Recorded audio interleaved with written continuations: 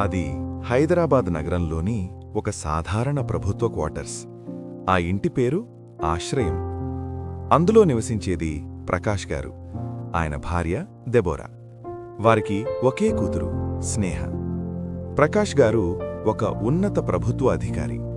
ఆయన ఆఫీసులో ఎన్నో కోట్ల రూపాయల ఫైల్స్ కదులుతుంటాయి. కాని ఆయన చేతికి మాత్రం ఇప్పటివరకు ఒక్క రూపాయి అవినీతి మరక అంటలేదు. ఆయన టేబుల్ మీద ఎప్పుడూ ఒక చిన్న ప్లేక్ ఉంటుంది. దానిమీద నీతిమంతునికి యెహోవా అండగా ఉండును అని రాసి ఉంటుంది. బయట ప్రపంచానికి ఆయన ఒక కఠినమైన ఆఫీసర్.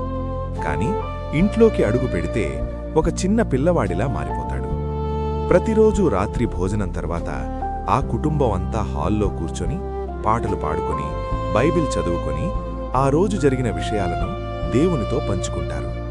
కూతురు స్నేహకు చిన్నప్పట్నుండి వాళ్లు నేర్పిందొక్కటే, అమ్మా, మనం ఎంత సంపాదించామన్నది ముఖ్యం కాదు, ఎలా బ్రతికామన్నదే ముఖ్యం. యేసయ్యకు నచ్చనిది ఏదీ మన ఇంట్లోకి రాకూడదు. ప్రకాష్ గారికి రిటైర్మెంట్ దగ్గర పడుతోంది. జీవితాంతం నిజాయితీగా బ్రతకడం వల్ల ఆయన పెద్దగా ఆస్తులు కూడబెట్టలేదు. ఉన్నదల్లా ఆ క్వార్టర్స్ మరియు బ్యాంకులో చిన్న మొత్తంలో సేవింగ్స్. సరిగ్గా అదే సమయంలో కూతురు స్నేహ పెళ్లి నిశ్చయమైంది. పెళ్లి ఖర్చులు, రిటైర్మెంట్ తర్వాత ఉండటానికి సొంత ఇల్లు, ఈ ఆలోచనలు ప్రకాష్ గారిని ఒత్తిడికి గురిచేస్తున్నాయి. అలాంటి సమయంలో ఆయన దగ్గరకు ఒక పెద్ద ఇండస్ట్రియల్ ప్రాజెక్ట్ ఫైల్ వచ్చింది.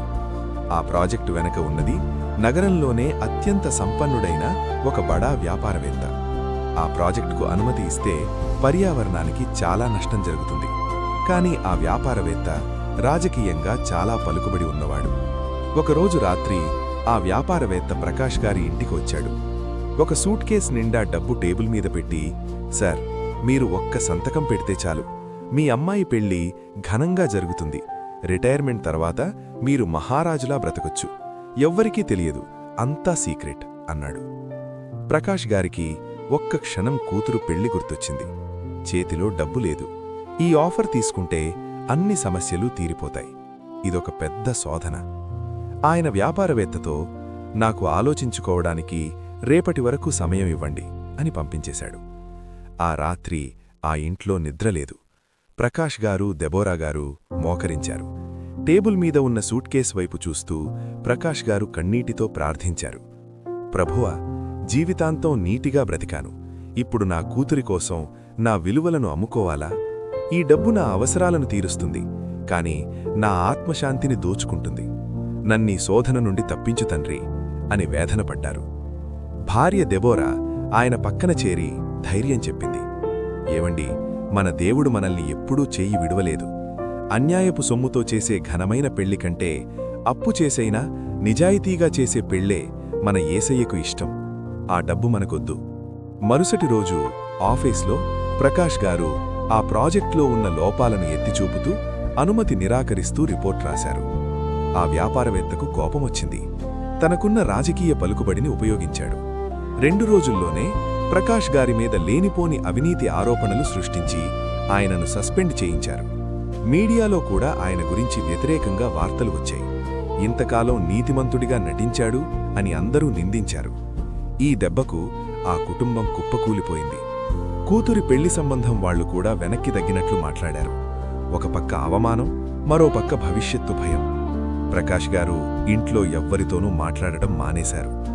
గదిలో ఒంటరిగా బైబిల్ పట్టుకుని ఏడుస్తూ కూర్చున్నారు. దేవుడా, నీతికి నువ్విచ్చే బహుమతి ఇదేనా?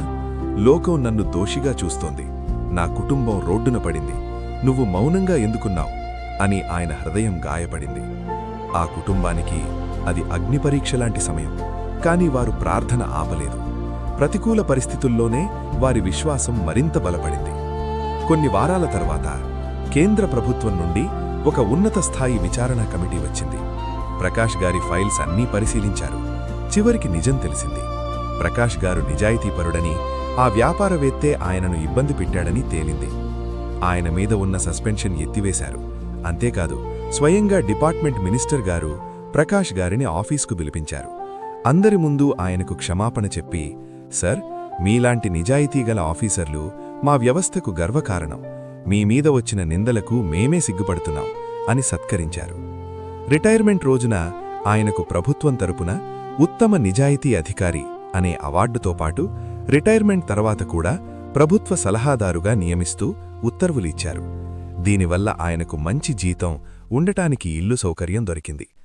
ఇంటికి వచ్చాక ప్రకాష్ గారు, దెబోరా, స్నేహ గట్టిగా హత్తుకుని ఏడ్చారు. ప్రకాష్ గారు కూతురుతో అన్నారు, చూశావమ్మా, మనం మనుషులకు భయపడితే దేవుడు మన పక్షాన నిలబడడు. అదే దేవునికి భయపడితే ఆయనే లోకం ముందు మన తల ఎత్తేలా చేస్తాడు. ఆ రోజు మనం వదులుకున్న ఆ సూట్కేస్ డబ్బు కంటే ఈరోజు దేవుడు మనకిచ్చిన గౌరవం ఎంతో గొప్పది. పెళ్లికొడుకు వాళ్లు కూడా తమ తప్పు తెలుసుకొని ఇంత మంచి కుటుంబంతో సంబంధం మా అదృష్టం అని పెళ్లికి ఒప్పుకున్నారు. ఆ ఇంట్లో మళ్లీ సంతోషం వెల్లివిరిసింది. ఈ కథ మనకు నేర్పే పాఠం: నిజమైన క్రైస్తవ జీవితం అంటే కేవలం చర్చికి వెళ్లడం కాదు, ఆఫీసులో, వ్యాపారంలో, సమాజంలో విలువలతో బ్రతకడం. శోధనలు వచ్చినప్పుడు డబ్బువైపు కాదు, దేవుని వాక్యం వైపు చూడాలి. నిందలు వచ్చినప్పుడు కృంగిపోకూడదు, న్యాయం తీర్చే దేవుడొకడున్నాడని నమ్మాలి. భక్తి అంటే పేదరికంలోనే కాదు, అధికారం ఉన్నప్పుడు కూడా నిజాయితీగా నిలబడడంలోనే ఉంది. ఈ కథలోని ఎమోషన్ మీకు నచ్చితే ఇలాంటి మరిన్ని సందేశాత్మక కథల కోసం ఛానల్ని ఫాలో అవ్వండి.